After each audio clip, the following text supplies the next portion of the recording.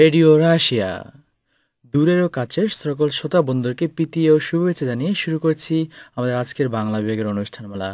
আশা করি আপনার সবাই ভালো আছেন, নিরাপদে আছেন। এখন শুনবেন সর্বশেষ বিশ্ব সংবাদ, তবে শুরুতে জানিয়ে দিচ্ছি সংবাদ শিরোনাম। জিনজিয়াং পরিস্থিতি নিয়ে উদ্বেগ প্রকাশ করেছে সাংহাই সহযোগিতা সংস্থা। আন্তর্জাতিক চলচ্চিত্র উৎসবে পুরস্কার জিতল রুশি ফিল্ম। সবচেয়ে পুষ্টিকর খাদ্যের তালিকা প্রকাশ করেছে ম্যাগাজিন ফোর্বস। এতক্ষণ শুনলেন সংবাদ শিরোনাম, এখন শুনুন বিস্তারিত। চীনের সিনচিয়াং প্রদেশে গত ৫ জুলাই সংগঠিত জাতিগত দাঙ্গায় উদ্বেগ প্রকাশ করেছে সাংহাই সহযোগিতা সংস্থা রাষ্ট্রসমূহ। সংস্থাটি অতি শীঘ্রই পরিস্থিতি স্বাভাবিক অবস্থায় ফিরিয়ে আনার জন্য চীন সরকারকে আবেদন জানায়।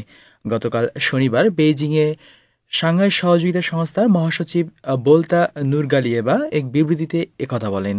তিনি বলেন, আমরা আশা করছি চীন সরকার বিষয়টি আলোচনার মাধ্যমে সুষ্ঠু সমাধান করবে।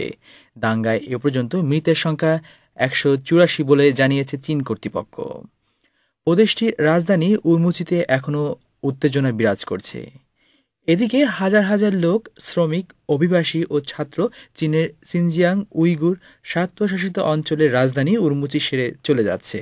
সেখানে উদ্ভূত আন্তঃসাম্প্রদায়িক সংঘর্ষের পরে শৃঙ্খলা পুনঃস্থাপিত হওয়া সত্ত্বেও এ সম্পর্কে জানিয়েছে সাউথ চায়না মর্নিং পোস্ট পত্রিকা। যারা চলে যাচ্ছে তাদের মধ্যে সংঘর্ষে অংশগ্রহণকারী উভয় পক্ষেরই প্রতিনিধিরা আছে। বিশিষ্ট রুশি চলচ্চিত্র পরিচালক আন্দেই হারাজানস্কি পরিচালিত মাতৃভূমির পিছুটান ছায়াছবিটি এবার আন্তর্জাতিক পুরস্কারে ভূষিত হয়েছে। চেক প্রজাতন্ত্রের কার্লোভি বাড়ি শহরে আয়োজিত এই ফেস্টিভ্যালের পূর্ব থেকে পশ্চিম বিভাগে এই চলচ্চিত্রটি প্রথম পুরস্কার জিতে নেয়।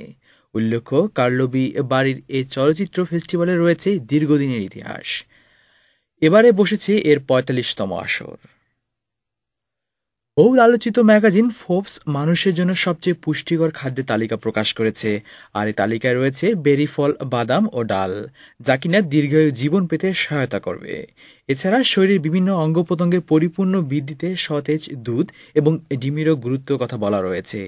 এই প্রতিবেদনে বলা হয়, পানীয় খাদ্য হিসেবে সবুজ চায়ের গুরুত্ব দেওয়া হয়েছে। এতক্ষণ শুনলেন সংবাদ সমীক্ষা, পড়েছি জামিল খান। আপনারা শুনছেন রেডিও রাশি থেকে প্রচারিত বাংলা অনুষ্ঠান। এখন শুনবেন সংবাদ প্রতিবেদন। রাশিয়া ও যুক্তরাষ্ট্র দ্বিপাক্ষিক সম্পর্ক উন্নয়নে আশাবাদী। অতীতের সম্পর্ককে আরও সুগঠিত করতে দুটি দেশের রাষ্ট্রপ্রধানই ঐক্যমতে পৌঁছেছে। আর সম্প্রতি মার্কিন প্রেসিডেন্ট বারাক ওবামার মস্কো সফরে মূলত এই বিষয়টিতে দুই নেতা সম্মতিসূচক কথা বলেছেন। দুই নেতার ওই সাক্ষাৎ ছিল এক যুগান্তকারী অধ্যায়। দ্বিপাক্ষিক সম্পর্ক উন্নয়নে এই সফরের গুরুত্বপূর্ণ ভূমিকা রাখবে। রুশ প্রেসিডেন্ট দিমিত্রি মেদভেদেভ ও মার্কিন যুক্তরাষ্ট্রের প্রেসিডেন্ট বারাক ওবামার মধ্যকার ওই বৈঠককে দুই নেতাই সম্পর্ক উন্নয়নে আশাবাদ ব্যক্ত করেছেন। সর্বশেষ বছরগুলোতে দুটি দেশের মধ্যেই যে বিরোধপূর্ণ সম্পর্ক বজায় ছিল সে বিষয়ে তাদের আলোচনায় উঠে আসে। রুশ প্রেসিডেন্ট তার বক্তব্যে বলেন, Хотел бы подчеркнуть и то, что каждая из наших стран, конечно, по-своему понимает свою роль, но в то же время осознает свою роль и свою ответственность за ситуацию в мире. মেদভেদেভ বলছেন, আমি বলতে চাই যে আমাদের এই দুটি দেশেই রয়েছে নিজস্ব চিন্তাধারা ও পরিকল্পনা, কিন্তু তারপরও একই সাথে বিশ্বের বিভিন্ন পরিস্থিতিতে নিজেদের দায়িত্ব ও কর্তব্য পালনেও ভূমিকা রাখা দরকার। বিশেষ করে বিশ্বায়নের এ সময় পৃথিবী নিরাপদ আশ্রয়স্থল রূপে গড়ে তোলার ক্ষেত্রে একটা বিরাট ভূমিকা রয়েছে এই দুটি দেশের।